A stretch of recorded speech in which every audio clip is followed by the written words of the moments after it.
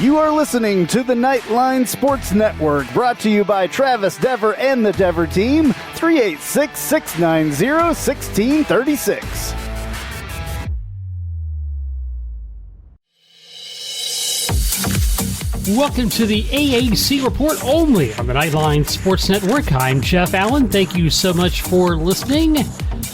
This week, it's an abbreviated news and notes edition. And we will get to all the news and notes after a quick time out on the AAC Report.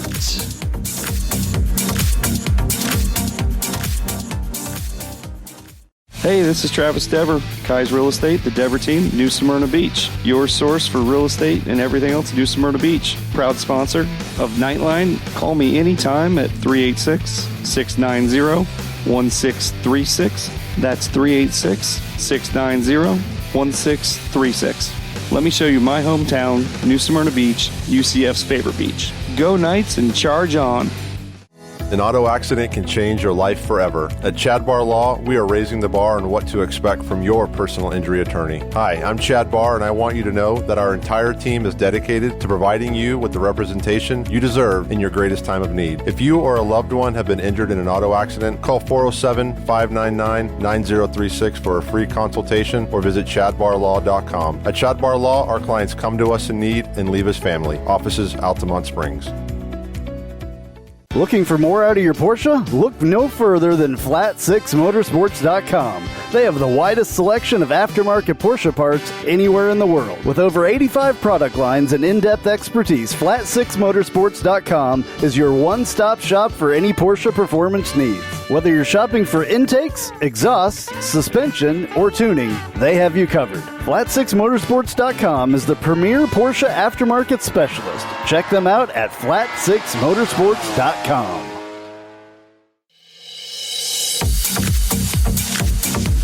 For the third consecutive season, Memphis and South Florida will represent the American Athletic Conference in the NCAA Women's Soccer Championship.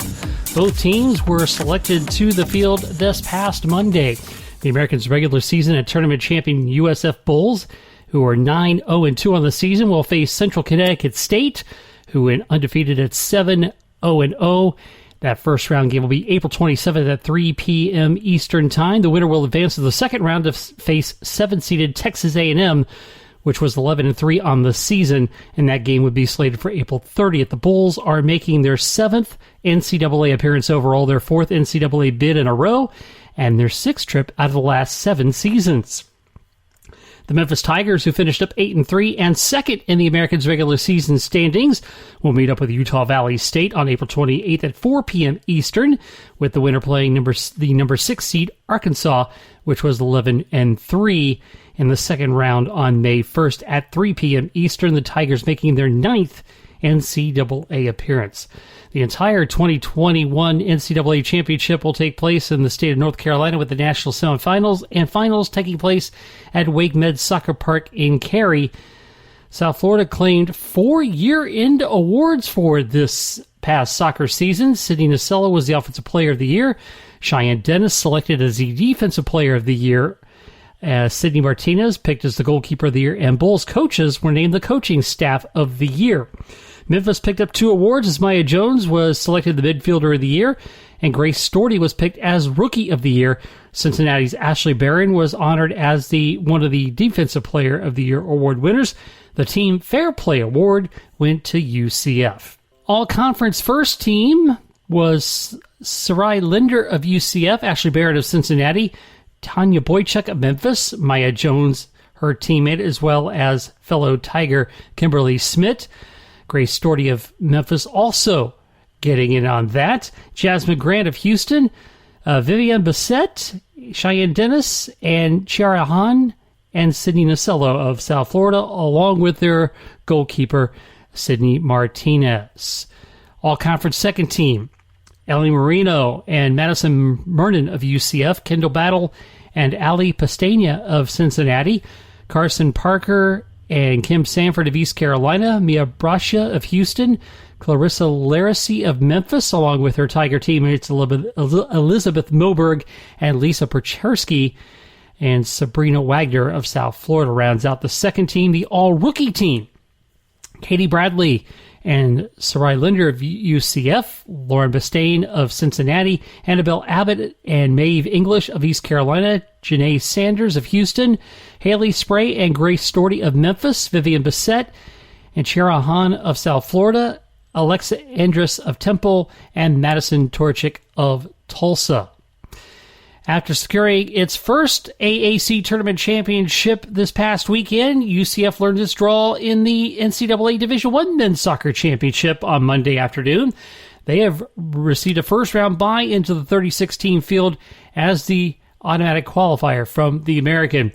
UCF at 8-3-1 will face 5-0-3 James Madison on May 2nd at 5 p.m., and NCAA second-round action in Wilson, North Carolina. The winner of the match will feed into a pod with number 2 national seed Pittsburgh in the third round of the tournament, May 6th at Wake Midfield in Cary, North Carolina.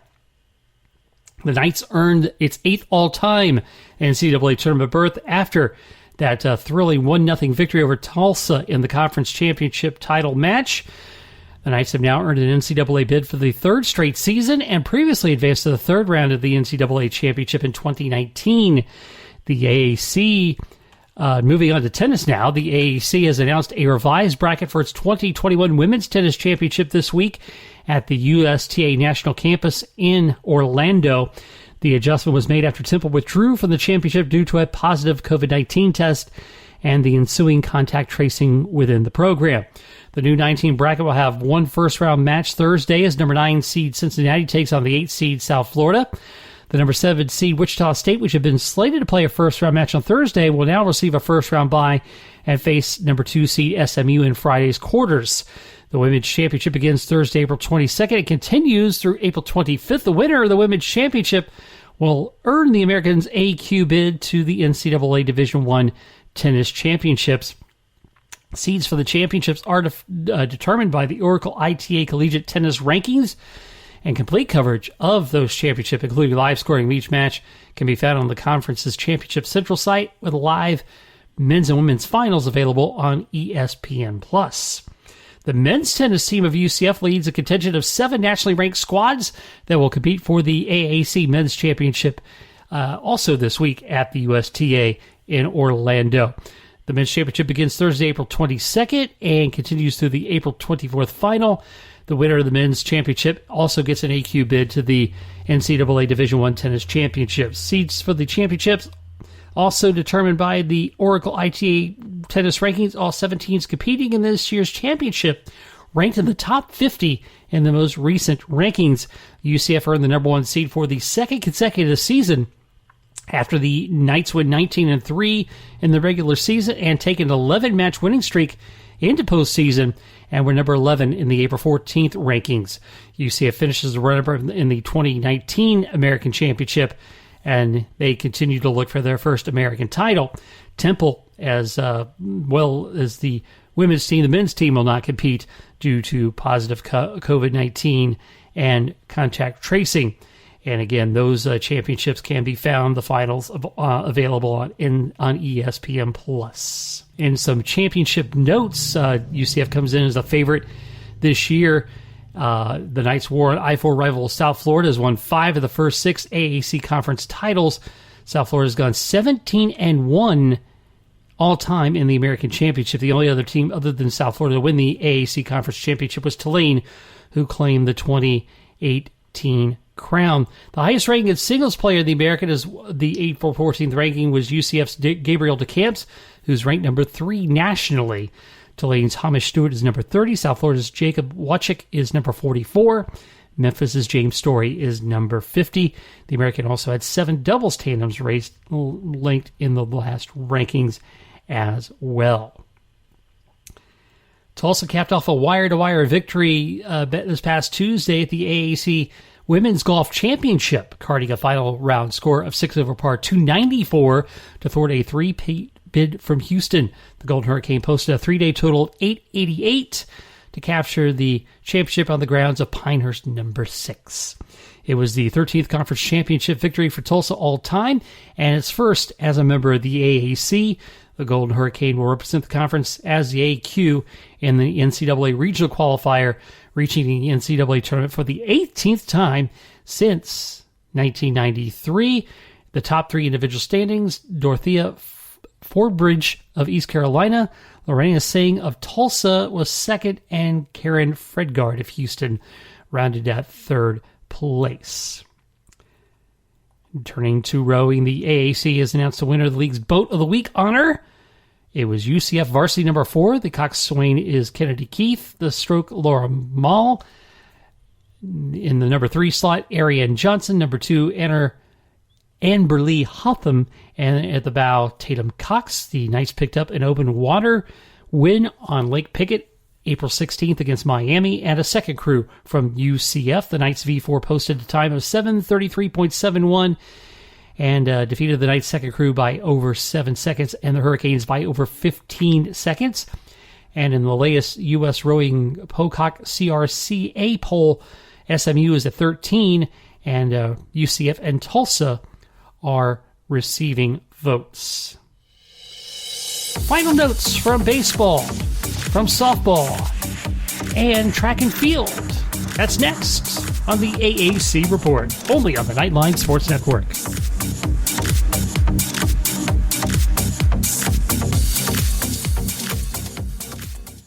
If you haven't figured it out yet, I love Tijuana Flats. I would love them even if they weren't a partner with us on the Nightline Sports Network. They have all kinds of great Tex-Mex food, and it's fresh, by the way. Made to order burritos, tacos, enchiladas, chimichangas, quesadillas, bowls, nachos, and taco salads. And if you haven't tried the queso, you are completely missing out. It is the best queso that I've ever had in my life. Absolutely hands down.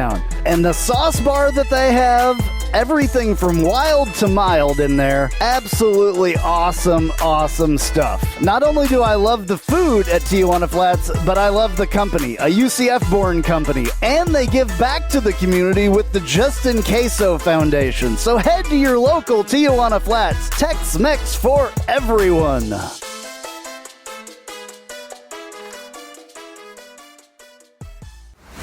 Hello, Night Nation. This is Andrew Fagley reminding you to tune in every Tuesday night, 9 to 10 p.m. on WDBO 107.3 FM and AM 580, plus the WDBO app for Nightline at Night. Brought to you by Chad Bar Law. We'll be taking your calls and your texts reacting to the previous week's UCF sports action, and you never know who will show up. Once again, that's Nightline at Night, every Tuesday, 9 to 10 p.m. on WDBO 107.3 FM and AM 580, plus the WDBO app. Go Knights and charge on.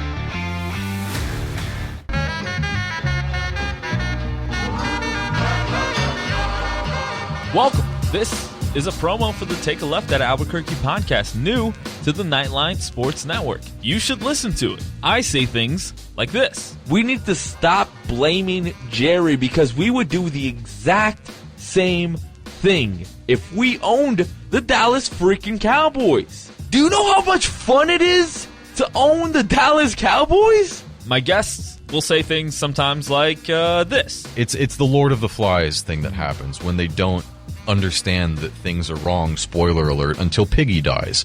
Lord of the Flies has been out for like 100 years. I don't even know. Sorry to everyone at home who I spoiled the book for. A book's been out for like 90 years or something. And sometimes, rarely though, I'll say really stupid things like this. If they don't make it out of the West and the Raptors get to the finals, I will go on either this show or whoever's show and say that Kawhi Leonard is overrated. Because I have too much evidence of it. New episodes drop every Friday with me and some of my good friends right here on the Nightline Sports Network.